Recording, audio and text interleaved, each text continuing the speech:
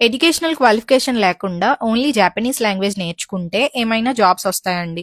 వస్తాయండి. సో, మీలో ఎవరైనా సరే ఎటువంటి ఎడ్యుకేషనల్ బ్యాక్‌గ్రౌండ్ లేకపోయినా పర్వాలేదు. 18 సంవత్సరాల నుండి ఆరోగ్యంగా ఉంటూ జాపనీస్ లాంగ్వేజ్ నేర్చుకోవాలన్న ఇంట్రెస్ట్ కలిగి ఉన్న వాళ్ళైతే గనక మీకు జపాన్ తరపున ఎస్ఎస్‌డబ్ల్యూ అనే ఒక వీసా అనేది అవైలబుల్‌గా ఉంది. ఎస్ఎస్‌డబ్ల్యూ అంటే సెల్ఫ్ స్కిల్డ్ వర్కర్ వీసా. ఈ వీసా 5 సంవత్సరాల వ్యాలిడిటీతో వస్తదనమాట. ఈ వీసాకి రావడానికి ఎలిజిబిలిటీ, తర్వాత ఎలాంటి జాబ్స్ ఉంటాయి, జీతాలు ఎట్లుంటాయి, ఇవి ఈ వీడియోలో మాట్లాడుకుందాం. వీడియో చివరి దాకా చూడండి. ఫస్ట్ అయితే ఎలిజిబిలిటీ.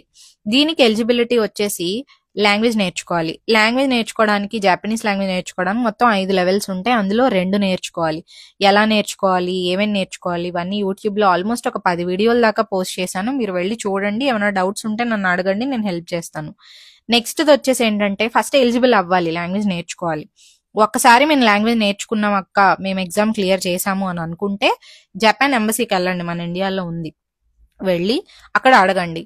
అడిగితే ప్రాసెస్ ఏంటి, ప్రొసీజర్లు ఏంటి అన్ని వాళ్ళు చూసుకొని చెప్తారు. తర్వాత ఎలాంటి జాబ్స్ ఉంటాయి అని అంటే గనక ఫిషరీలో కానీ, అగ్రికల్చర్లో కానీ, బిల్డింగ్ క్లీనింగ్ మేనేజ్మెంట్ కానీ, ఫ్యాక్టరీస్లో, ఇండస్ట్రీస్లో, కన్స్ట్రక్షనల్ రిలేటెడ్, ఇంకా నర్సింగ్, ఇంకా చాలా రకాలైనటువంటి జాబ్స్ ఉన్నాయి. దీనికి సంబంధించిన వెబ్సైట్ని నేను ఒకసారి మీకు లింక్ అని కమెంట్ చేస్తే మీకు లింక్ పంపిస్తాను. ప్రతి పాయింట్ని మీరు క్లియర్గా చదివితే మీకు అర్థమవుతుంది. నెక్స్ట్ వచ్చేసి శాలరీ ఎట్లా ఉంటదంటే జపాన్‌లో మినిమం వేజ్ వచ్చేసి గంటకి 1000 యెన్ అండి. 1000 యెన్ అంటే 550 నుంచి 600 రూపాయలు. మనం 500 వేసుకున్న రోజుకి 4000 రూపాయలు, నెలకి 1,20,000 రూపాయలు. దీంతో ఫుడ్‌కి, బిల్స్‌కి, వాటికి వీటికి అన్నిటికీ సరిపోతాయి. ఇది మినిమం వేజ్ నేను చెప్పేది.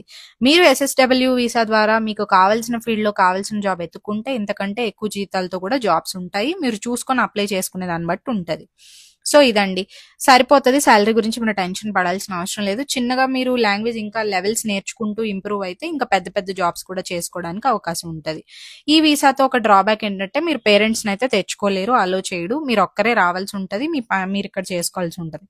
సో ఇదండి ఎస్ఎస్‌డబ్ల్యూ వీసా గురించి. నాకు లింక్ అని కమెంట్ చేయండి, నేను తప్పకుండా లింక్ పంపిస్తాను. అలాగే మీలో ఈ వీడియో చూస్తున్న వాళ్ళు ఎవరైనా జపాన్లో ఈ వీసాతో, ఈ ఎస్ఎస్‌డబ్ల్యూ వీసాతో జపాన్ వచ్చి ఉంటే నాకు కమెంట్ డిఎం చేయండి, మెసేజ్ చేయండి, నేను వీడియో చేస్తాను. చాలా మందికి హెల్ప్ అవుతుంది. మీకు ఈ వీడియో యూస్ఫుల్ అనిపిస్తే మీ ఫ్రెండ్స్కి షేర్ చేయండి. అలాగే లైక్ చేసి, షేర్ చేసి మరిన్ని వీడియోస్ కోసం ఫాలో చేసేయండి. Bye bye.